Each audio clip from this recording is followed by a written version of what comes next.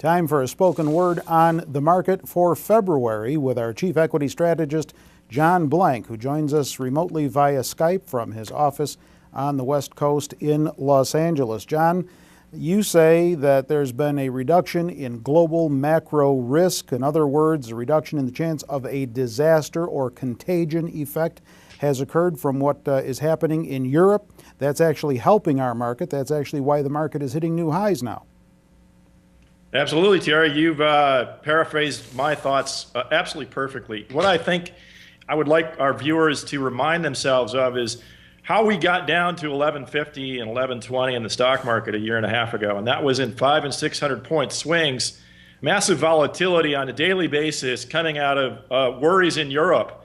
And what happened since then is we've had a cycle of market action like this, and then it has followed with policy reaction. So it's market action, policy reaction. And most of the strategists, in fact, all of the strategists on Wall Street missed this because they focused on market action and they didn't understand that policymakers will always overreact and bury any market action that's going to hurt an economy. So what happened in Europe is we had some historic decisions that were made over the last year, particularly in September, particularly at the ECB level, particularly with Mario Draghi.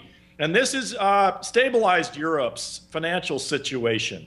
It hasn't put to bed the austerity concerns on the GDP growth and the unemployment issues, but it has put together the issue for American stock investors, which is some type of contagion risk, as you mentioned, in from their financial markets into ours. And that has been the issue with the rising stock market, is that Mario Draghi is doing two things for us. One is he's keeping interest rates extremely low and buying a lot of bonds, or claiming to buy a lot of bonds in Europe, which is in cooperating with the Federal Reserve framework here, keeping the developed world's interest rates low and the liquidity high in the banking system, which keeps the financial risk down. That is number one. Number two is he has been job owning. He has been speaking to the markets, and the markets are really believing Mario Draghi. They are buying his story. They are staying with the program, and they are staying into a stable, low volatility framework of rising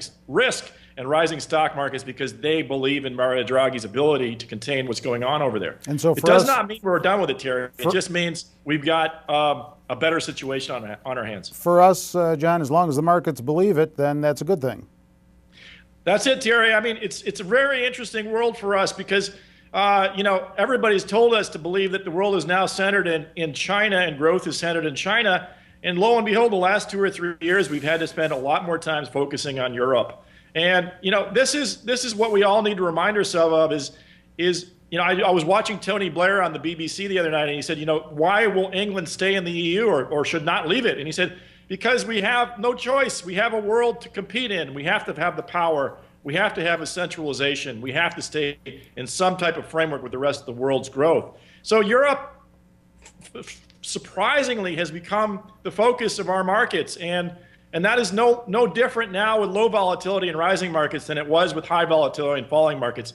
And that's what all of our watchers and all of our Zach subscribers have to understand is this is the flip side of good policy. It's this flip side of policy overreaction. And there really is a government, not only ours, but the European government, that's sitting on these markets and making them go up.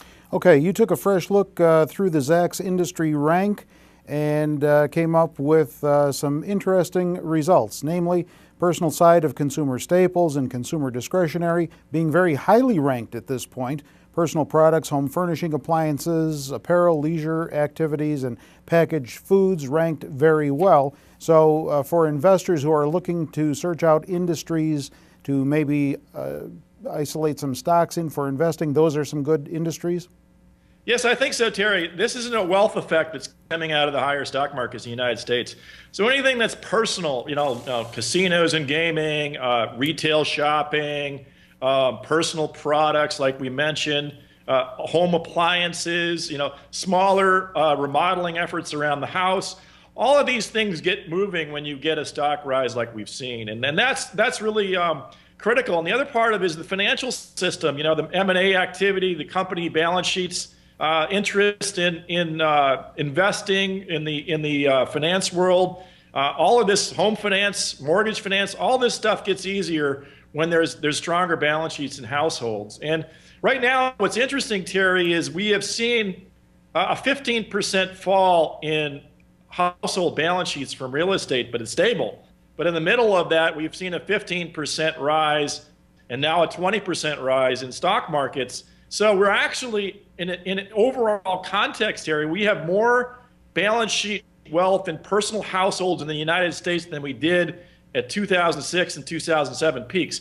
So what that means is, however good the income is, however good the unemployment is, the backstopping of our balance sheets is now higher than it has been ever.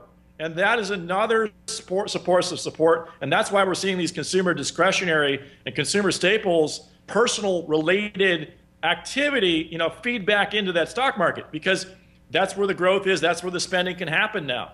We've got our balance sheets back together, basically, Terry. Okay, that's the latest spoken word from John Blank, our Chief Equity Strategist here at Zacks. And with John, I'm Terry Ruffalo.